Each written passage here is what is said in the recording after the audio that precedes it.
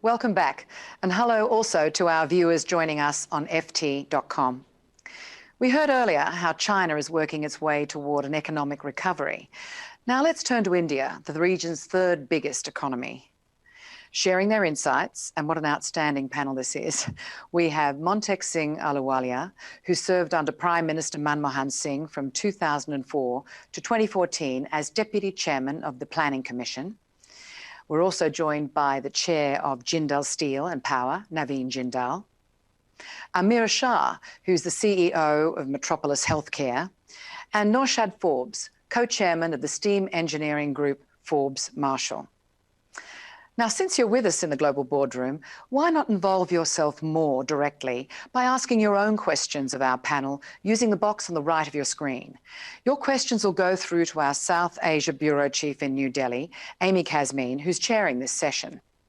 And remember, if you're engaging with our sessions on social media, please use the hashtag #FTGlobalBoardroom. Stay with us.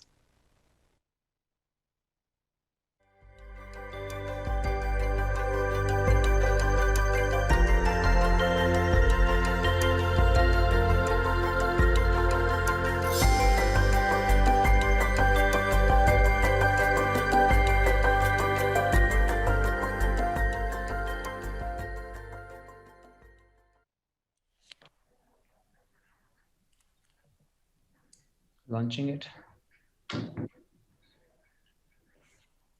Ladies and gentlemen, welcome to India. I am Amy Kazmeen, the South Asia Bureau Chief, speaking to you today from Goa.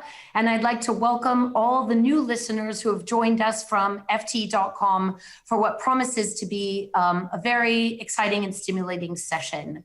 On the night of March 24th, India's Prime Minister Narendra Modi imposed one of the world's most stringent coronavirus lockdowns on one of the shortest notices. Within just 4 hours, 1.4 billion people were ordered basically not to leave their homes.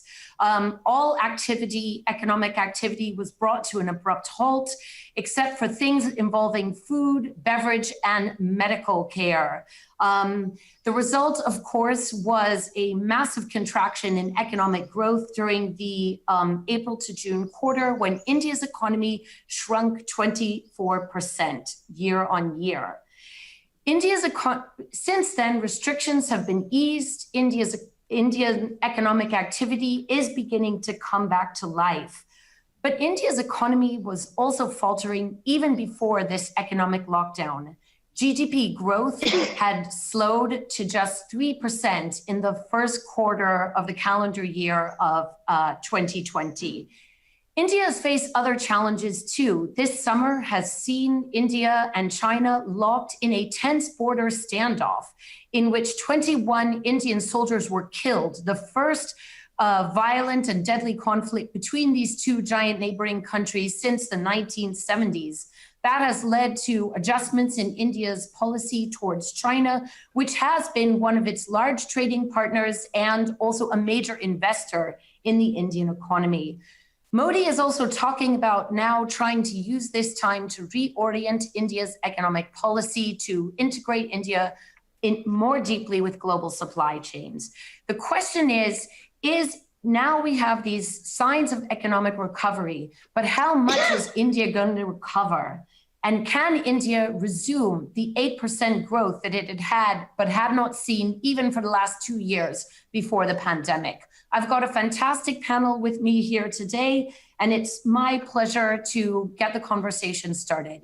I'd like to start by asking Mr. Ahluwalia if he could comment on what he sees as the challenges now facing the Indian economy as it comes out of this pandemic, and what does India need to do to revive growth to, closer to the 8% that everyone says it needs in order to really create the jobs and opportunity for its young population. Over to you. Thanks, Amy. There's never a dearth of challenges, but it's clear from your own description that we're currently battling both coronavirus pandemic and also a very negative set of developments on the economic front. So clearly, how we handle the pandemic has to be a major challenge. It's not very clear whether other countries are doing all that much better. I mean, India hasn't, in my view, done all that well, but the number of countries that have actually done well on this is very, very small. So one set of issues, are we doing the right thing on the pandemic? Is there more that we can do? The second issue really is, how are we handling the short-term economic slowdown, which, as you implied, was maybe the inevitable consequence of a very strict lockdown very quickly imposed. Now, on that front, the news seems to be that clearly the economy is bouncing back. Bouncing is too strong a word, maybe inching back from a very negative development in the first quarter. Probably in the second quarter, growth will still be negative compared to the previous year. Maybe in the third quarter, things get close to what they were in the previous year. And in the fourth quarter, they might get a little bit better. But nevertheless, for the year as a whole, it looks to me that we are set for something like a negative growth rate, somewhere between 9 and 10% of GDP. And that, of course, had a very major impact on the employment situation. And that's brought out in all the employment numbers. I mean, the informal sector has been hit worse. And it's not just the unemployment rate. People have actually withdrawn from the labor force. So the participation rate has gone down. And within that reduction in the participation rate, unemployment rate had shot up and then had come down close to what it was in the pre-COVID position. But the difference is that a lot of the improvement in employment is in the rural areas, which is really, low-level, rock-bottom employment. In the urban areas where the quality of employment is better, the unemployment rate has not got back down to where it was. So I'm assuming that we handle this in the short run. In the short run, the only thing that can be done is monetary and fiscal policy. And I think on the monetary side, the Reserve Bank of India has done a good job. I mean, they've done what they could to provide additional liquidity in the system. On the fiscal side, we have had some stimulus. To many people, less than we should have had. Although one has to remember that the amount of fiscal stimulus you can introduce is a function of how much fiscal space you have. And India doesn't have that much fiscal space. But still, I think we could do more. And it has been announced by the government that they're planning on another round of stimulus within the current year. Now you come to the important question, what are we heading towards? And I think this is really the critical issue. You mentioned 8% growth is what we need. Frankly, 8% growth given was the best we achieved over a longer period when the global economy was booming. So given that the global economy is not going to be doing as well, maybe something lower than that, 7.5% or so is what we should be aiming at. But, we went into the pandemic period with the growth rate slowing down. The last quarter, as you said, was 3%. Maybe if you take an average, we were somewhere around a 4% growth rate. And some people think that we might be able to get back maybe to 5%. That is not really going to be enough. It's certainly below what is India's potential once the world has normalized, which it will, perhaps in a year from now. So the question is, what is it that we need to do to get the economy back to something over 7% growth? Now, there's the usual list of things that people have always put forward. We need to set the macro balances in order. We need to do critical reforms in critical areas, and we can discuss that during this session.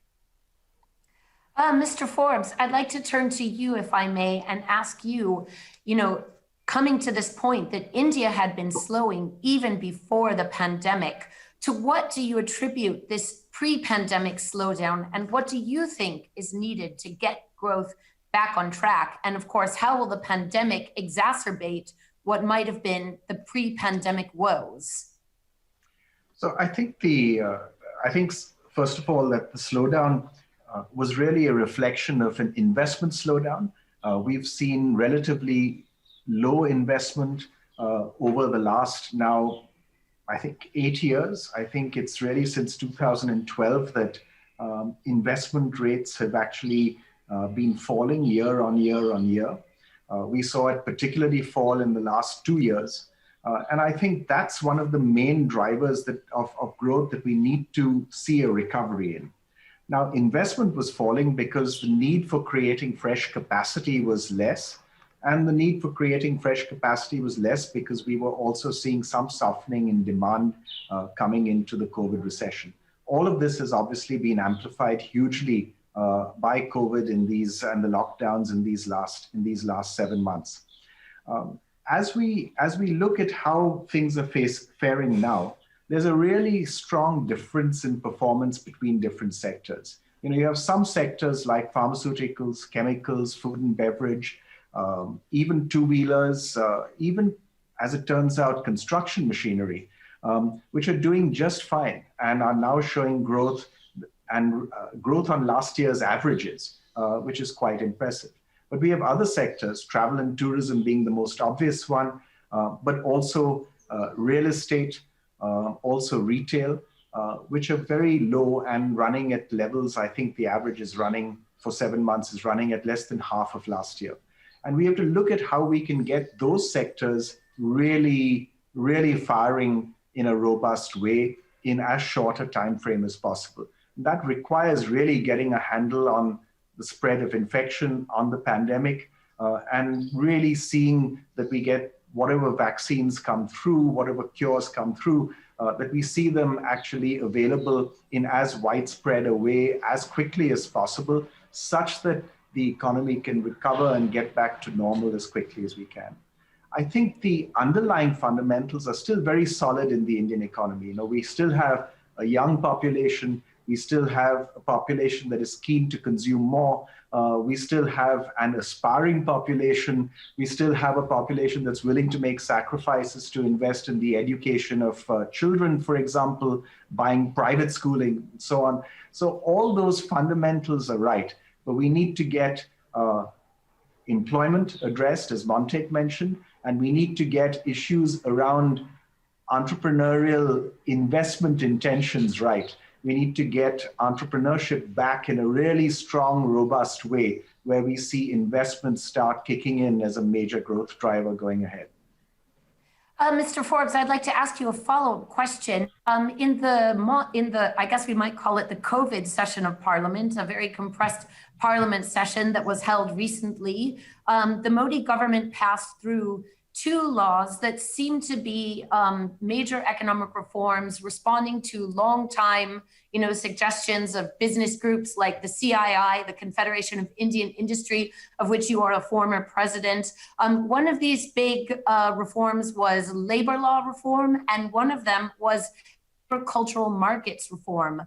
I wonder if you might be willing to talk about how significant are these reforms and what impact do you think they might have? Are these going to be the kickstarters of new investment? Are these the big ticket items that business has been waiting for? I mean, have we already gotten the big reforms that are needed now? So I think both reforms were very welcome and are long pending. The labor reform has been worked on actually both between industry, government and unions over the last 3 or 4 years and has been put together actually with a lot of thought and deliberation.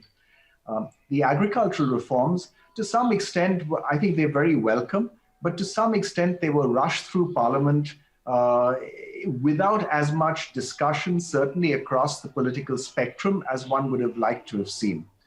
The key piece for both reforms, both for labor and agriculture, both are subjects that depend a lot on what each state will do.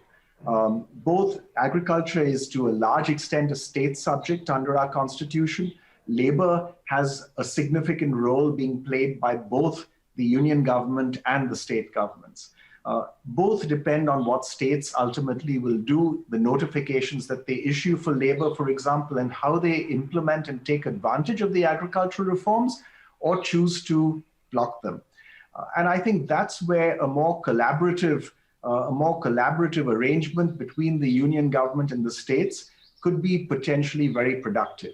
My concern going forward is how will these reforms actually get implemented on the ground, because they'll have to be implemented at the end of the day by the states, and only if there is greater deliberation, coordination, collaboration, will I think we see the full benefits of these reforms flowing through quickly. Having said that, in the long run, we will see the benefits. We will see the benefits of these reforms because they will enable the right kinds of actions by states that wish to move in the right direction. And if a few states start moving in the right direction, then other states over time, maybe not as fast as one would like, but other states over time will also start moving in the right direction. But more deliberation now could speed the process up. Mr. Jindal, I'd like to bring you in here, and maybe you can scoot a tiny bit so our listeners and viewers can see you, because you're kind of half out of the frame. How do you see the significance of the reforms that were passed in the last Parliament session, and what kind of a difference do you think that will make to the investment climate? Or do you think there are other issues that need to be tackled to make the investment climate more attractive? Okay, I think most things have been articulated by Mr. Ahluwalia and Mr. Forbes really well.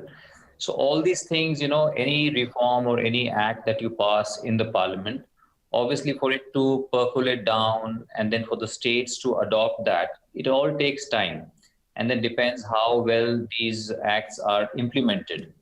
So as far as the labor reform goes, so most of the things are for the welfare of the workers. So obviously that's a welcome step. If we are going to be paying them, higher minimum wages or better maternity benefits for women, and then also earlier, say a unit employing less than 100 people could shut operations, say in less time. Now that limit has been reached to 300 people. So all these are welcome steps. We are all for the welfare of the workers, but also there has to be flexibility, that people should not be, or entrepreneurs must not be afraid of hiring people, because when they do not need people, they should be able to reduce the workforce also. So some states like Uttar Pradesh and Madhya Pradesh have taken lead in that, and that's a welcome step. And regarding other like land reforms and stuff, so some of these things, it depends, if you want a small piece of land, it's a different thing. But if you wanting to set up a large project, so land does remain a very big challenge. And that's not just because of the government. It's just that, we are a very populous country, and the people are very attached to their land. And, such a large country and populous country where people have small land holding. So it's just a very challenging subject. So there are no easy solutions to it, but obviously the intent is to have a better environment, more conducive environment. So these are some factors, but other factors why investments are not happening is also because capital is not available. So banks in India have become super conservative. The rating agencies in India, because they've gone wrong in few cases, so they have become super conservative. You do everything well and then still they give you a poor rating. So with all these factors and banks, nobody wants to go wrong, because banks are in the business of lending, and not everyone that you lend money to is going to be making money. Things are sometimes beyond their control. And then if you start doubting the bankers, if you start doubting their actions, and that's what has been happening, and a witch hunt has been happening, and many bankers have suffered because of that. So obviously that dents their sentiment and their confidence in lending. So I think these factors also play a very important role, that, we can't expect either banks or industrialists or people just to be everything to be perfect. People, when they invest, they will make mistakes also. So we have to be more understanding, I feel. Thank you. Ameera, I'd like to turn to you. You're a first-generation entrepreneur who came back from university in America and started a business based on your father's Path Lab, and you had a very successful IPO that, if I remember correctly, valued your company at $1 billion pre-COVID. I'd like to ask you, Modi has talked a lot about improving the ease of doing business. He's described India as a startup nation, trying to encourage startups. What has been your experience of the climate for, first generation entrepreneurs, the difficulties that you face, the kind of, is it smooth? Is it rough? Where are areas that need improvement to unleash the entrepreneurial spirit of, a young population? I think India is at a very interesting fork. And, while there's loads of capital swishing around the world, the liquidity is just insane.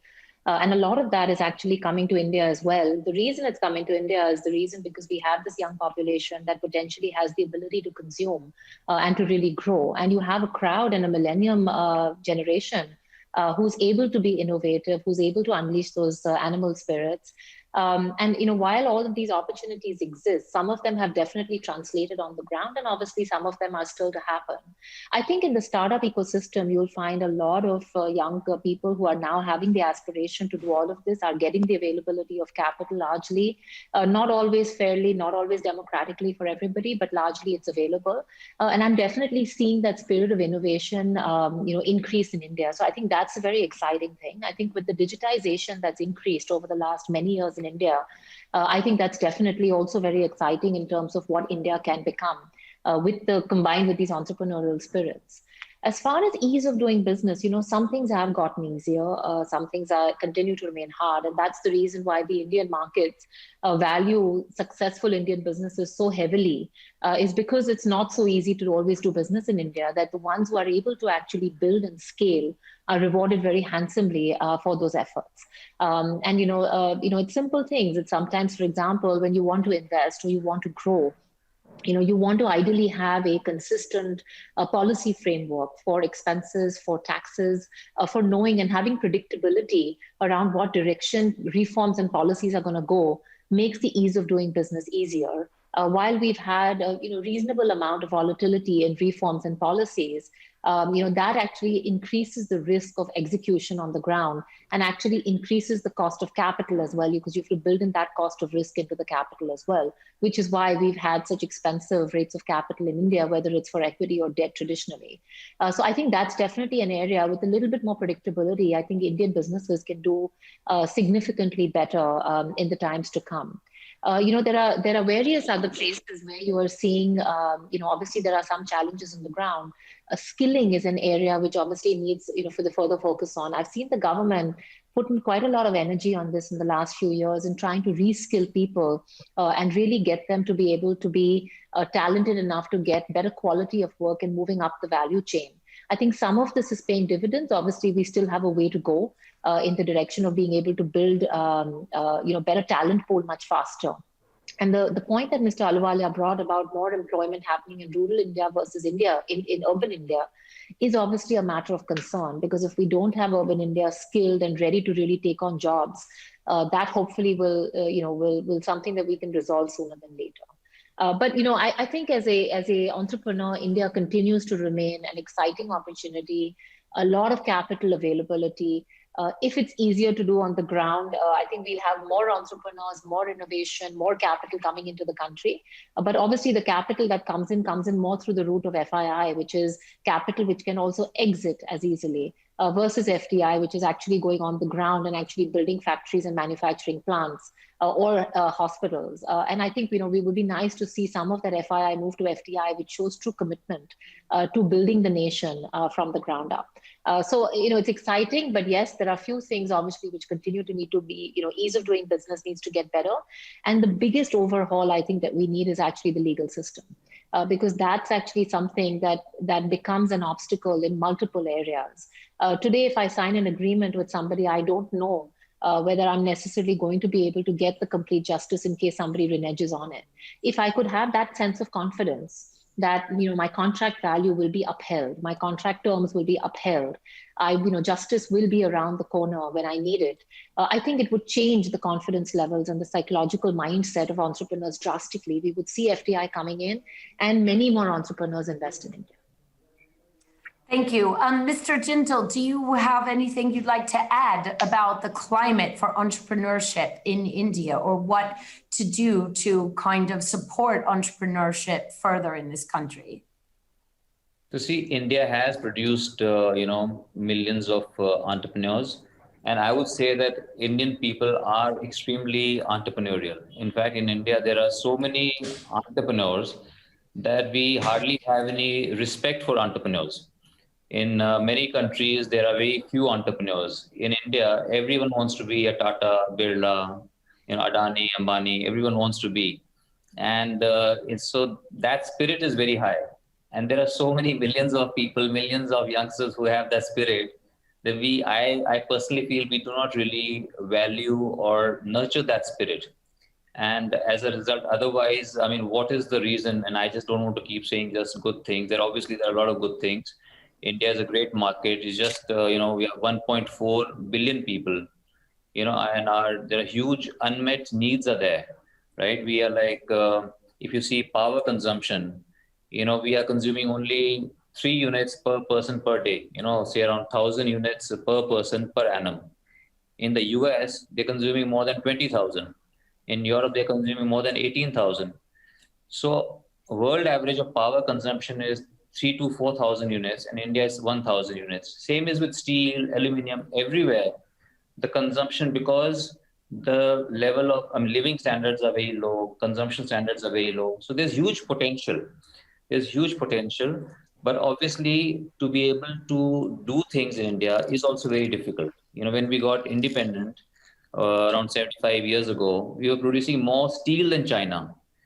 Today, after 75 years, China is producing 55% of world steel with producing almost 1,000 million tons, and we are producing 110 million tons. So obviously, it is very difficult to do things at a large level, and there are lots of challenges. Capital is scarce, capital is expensive, and there's so much of cross subsidy power. We any units, wanting to consume power, any power intensive units, power is extremely expensive in India. So, and raw materials. So raw materials, we pay the highest royalty on coal, highest in the world, highest royalty on iron ore, district mineral fund, etc., etc. So taxation is huge, is very, very high. So all these things and many of these things make us internationally uncompetitive. So a lot needs to be done, but it all depends from industry to industry, from state to state, from one's own experience. I'm really just talking from my own experience. Obviously, there is tremendous potential. Like in steel, we are now the second largest producer of steel in the world, and we can definitely, more than triple our production level in the next 10 years. And that's what the government is doing also. And there are a lot of good things that this government has done. And I would like to comment on commercial coal mining. So that's something that we have never been able to do. For the first time, this government has taken the bold step of starting commercial coal mines, that you can actually mine coal and sell it to whoever you like. And there was huge resistance. I must appreciate that there was huge resistance from Coal India unions that they must not allow this. But I think government had a dialogue with them and said, like, look, we are importing 25% of the coal requirement from other countries. There is enough work for all of you. There's enough work to be done by Coal India. And after that, why should we be importing? Why not we should start these coal blocks which are here and which may not have any use after 30 years maybe. And they were able to win over the unions, and they able to guide them that yes, it must be allowed. So there are good things happening. Yes, thank you. Oh, sorry. Thank you, Naveen. I want to come to the question of India and China. Naveen himself mentioned kind of India and China competition. The tensions this summer at the border between India and China has led the Prime Minister Modi's government to really rethink economic ties with China. Trade relations have been growing fast. India imports huge amounts of things from China. There had been a lot of inward direct investment, FDI, by Chinese companies, particularly into tech startups. And Montek, I'd like to ask you, how you, in the wake of this border clash, India seems to be having second thoughts about its relationship with China. It decided not to sign this regional comprehensive economic partnership that many of the East Asian countries are going to sign this weekend. There have been new restrictions placed on foreign direct investment from inward investment from China. The government wants to scrutinize those investments much more closely. There have been other signals that Chinese involvement in the Indian economy isn't so welcome. I'd like to ask you, how can India really afford these measures? Can India really decouple from China? And will that come at a cost? to the economy? And how do you see the tensions between India and China affecting the country's economic prospects going forward? Well, Amy, the border tensions are clearly a major deterioration in political relations between the countries. And I think government spokesmen have said that this is a major clash. Whenever that happens, at least on an important issue, it always spills over into other areas. Now, I'm in no position to judge how things are working. They're discussing with China whether this will settle down, whether they will reach an agreement on the border and things get back to normal. I mean, I've no inside information, but I would hope that some way is found to minimize this tension so that we do not enter into a clash on the economic side. You mentioned the regional cooperation, economic partnership, RCEP. I don't think India's reaction to that is to be connected with the tensions with China.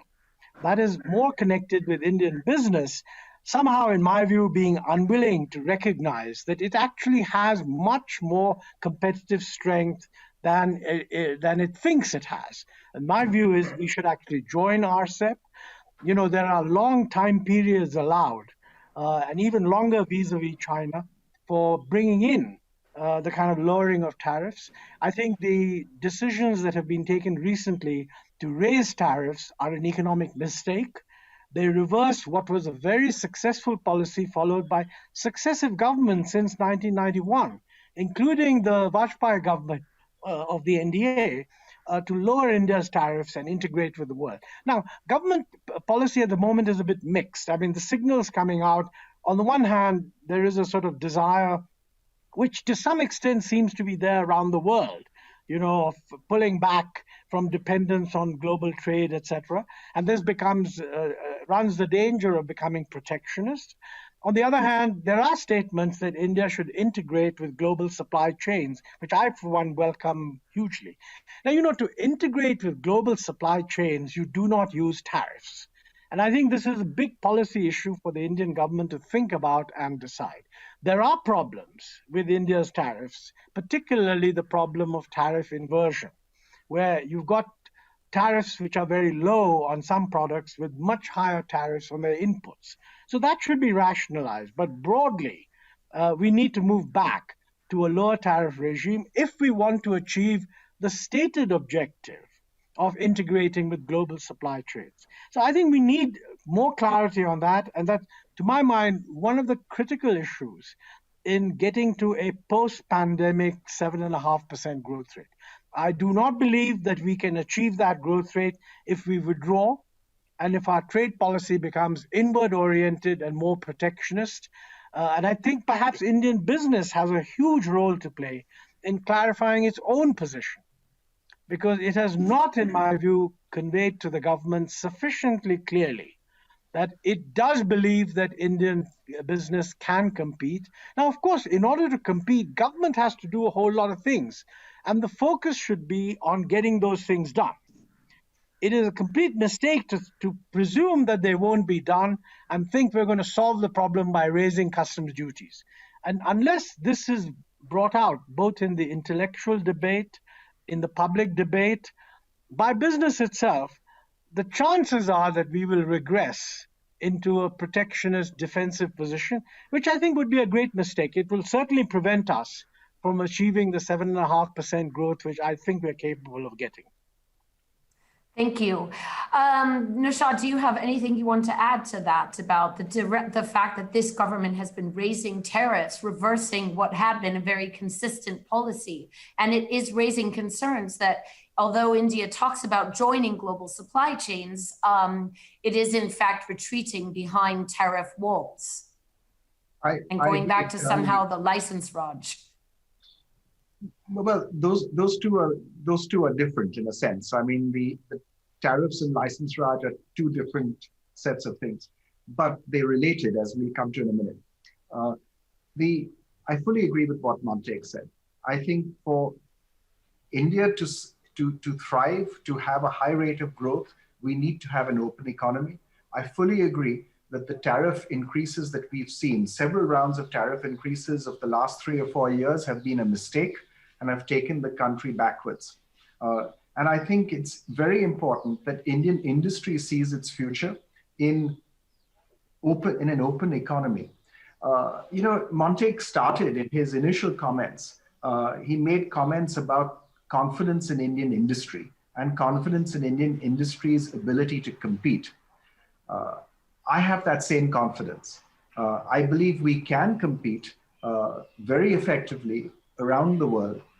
Do we need to change things on the ground? Certainly we need to change things on the ground, and we should be putting all of our attention into those things like ease of doing business, like reducing the cost of doing business in India, like improving infrastructure so that we have less in the way of logistics costs and so on, that will enable us to compete. And also entering into free trade agreements such that we have access to the right markets for the right goods. So for example, we face in India, if you are a garment exporter, you face a tariff of 10% for imports of garments into the EU. Bangladesh doesn't, right? There's a difference of 10%. The India-EU FTA that we've been talking about for, 15 years at least now, is actually meant to address just those kinds of issues. What we need to see happen is for Indian industry to articulate clearly its offensive interests in accessing foreign markets. We're very, very good at articulating our defensive interests of how we want to protect the Indian market. We're not good at articulating our offensive interests of how we see our interests in markets overseas. I think there's a reason for that.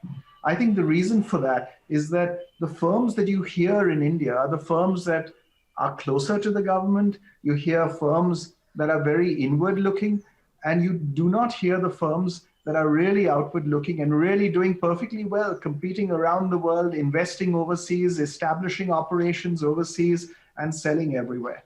And I think we need to give much greater prominence and voice to those Indian firms that see their future in international trade and in a low tariff regime. I think we have this very confused idea in policy that we can somehow be inward looking for the Indian market and outward looking for exports. I mean, you can't be inward looking and outward looking. You can be one or the other. And I think we should take that call of being outward looking, and that then means that we have to see tariffs come down, because that's the best way of ensuring that we can compete in world markets.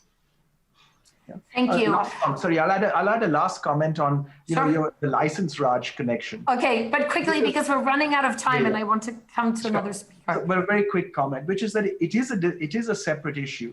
But the moment you go down the road of having tariffs and higher tariffs in place, then you will have the need for licensing come up more and more and more, because there'll be a need for greater controls and subsidies and so on in different areas of the economy.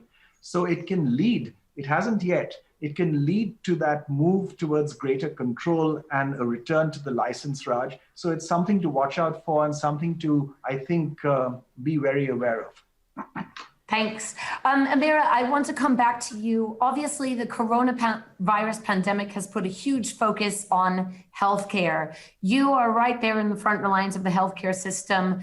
India's healthcare system is very uneven. You have great private hospitals that cost a lot for the common man. You have a very weak public healthcare system and serious underspending by the government on healthcare. What do you see as the opportunity for this sector, which does have the potential to be quite a big growth sector? And what needs to happen to realize that? Absolutely. I think, again, we're at a cusp of potentially doing something very interesting in healthcare. I think if you see 70% of India's healthcare is actually provided by private sector, even though private sector only has 30% of the infrastructure. And the public sector infrastructure, which is actually 70%, provides only 30% of actual healthcare across the country. This is actually a marriage made in heaven if public and private can come together and use public infrastructure, which tends to be large, and use private skills and expertise and management and way of doing, providing these services to all Indians, this can be seriously a marriage made in heaven and provide all Indians with the kind of affordable and accessibility in healthcare that we've all been dreaming about for the last 20 years. It is just too difficult for any government to provide healthcare to 1.3 billion people across the nation. And I think, I think recognizing that we can do this together through collaboration, through a way of actually benefiting the final patient, I really hope is the way to go in the country. It would be really sad if every Indian was not having some access to healthcare, at least 5 to 10 years from now. COVID has obviously increased the healthcare burden very dramatically, because while there have been lockdowns, things like your cancer diagnostics and treatment, NCDs, non-communicable diseases, people who had heart issues, other issues, a lot of anemia would have increased, a lot of other issues would have increased. Because we have not had the way to go out there and actually take care of those individuals. So I really hope that there is a far bigger allocation to expenditure of in the budget for healthcare, but more than allocation of expenditure, the question is who's going to spend it and who has the bandwidth to actually execute the programs that are needed on the ground. And the only way for that to happen is for Ministry of Health and private industry to come together in collaboration. And I believe if we do that, there is a huge potential for India to provide healthcare to every citizen. Thanks, Ameera. We're getting close to the end of our panel. I want to take some questions from the floor, which my colleagues have been sending over to me. And the first one would be a perfect one for you to answer. The question from one of our viewers is, how much of underreporting of COVID cases, if any, do you think is happening in India? Would you like to respond to that, Ameera, as the queen of COVID testing? Look, I mean, I think that, there are critics across the world, actually, who have accused governments, not only in India, everywhere in the world, of not being completely transparent with data. And look, this is a criticism which is unsupported, unfortunately, because there's no way to validate it one way or the other. I think in India, we went into the strictest lockdown ever. We have seen a reasonable amount of contact tracing and testing happen. Is it up to global benchmarks? The answer is no. That's partly also because of lack of budgets, lack of monies, etc. But overall, I mean, I think the governments, and of course, health is a state subject in India. I think the reaction of the national central government has been fair. State governments have been, it's been up to each of them to really enforce it on the ground. Some of them have done a good job, some of them not as good a job. I think it's a mixed bag. But this is a tightrope that I think for any country to walk has been a real challenge. Very few countries have seemingly done an exceptional job. And I think one of the reasons for some countries who've done a good job is the people who've had established infrastructure from previous such infections, who are able to very quickly roll out contact tracing and epidemic programs, which in our case, our public infrastructure did not fully have in place ready. But what I am seeing in some states, our state governments have woken up and said, let's put that infrastructure in place for other things like TB, like other kind of airborne diseases, and let's monitor and contact trace them on a regular basis so that we are ready for any next wave to come. And I think the fact that we're learning from our own experiences, I think is a great thing. Okay, thanks. Let's try to give quick answers to this so we could get through as many as possible before our time runs out. Mr. Forbes, you cited India's young population as an advantage, but in the absence of enough employment opportunities, won't this turn into a liability for the country? I think India's population is a clear advantage, and our young population is indeed the source of much greater growth going forward.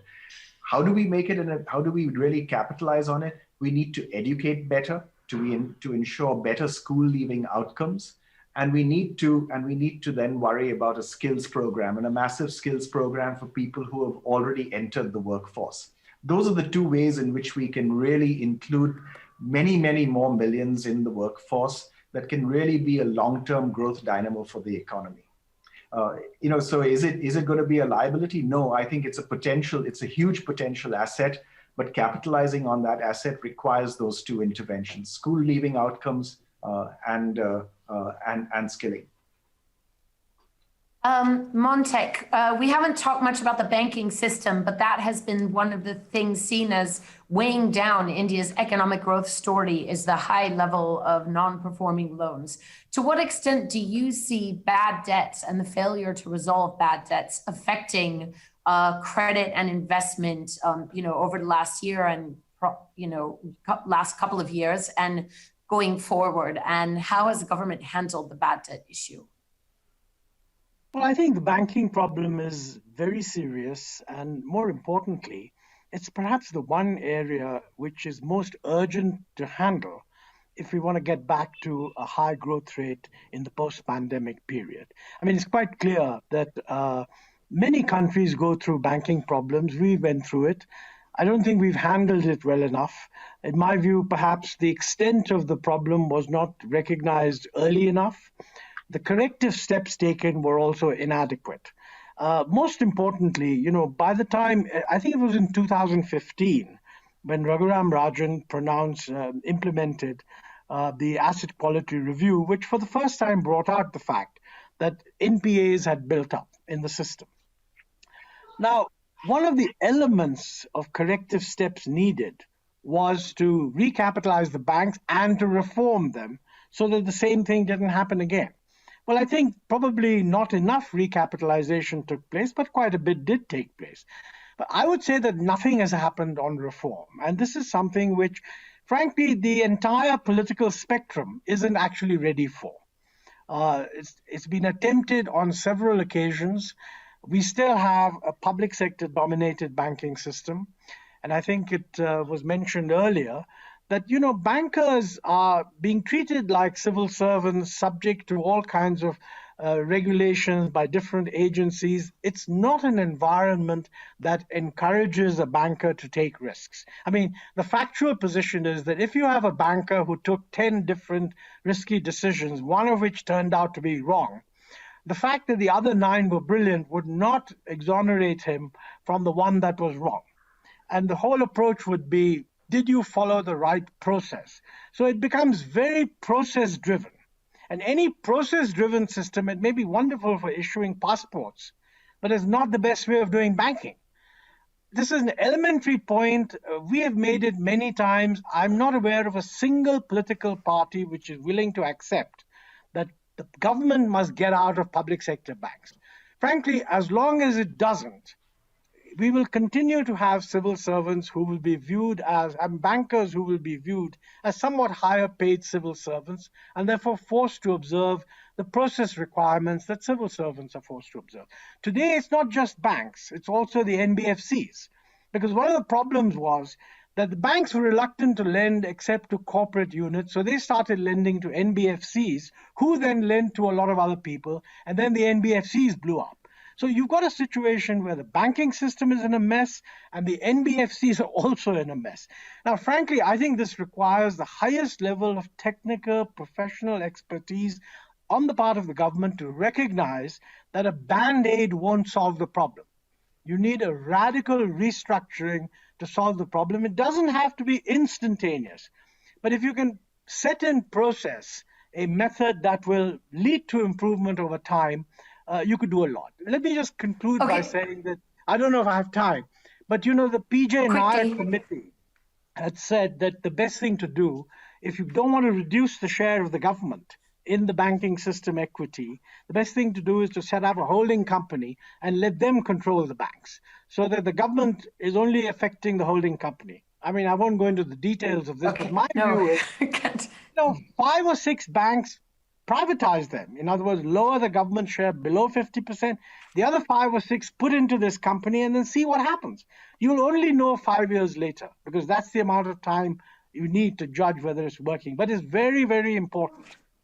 Okay, I am so afraid that we have to actually leave it here.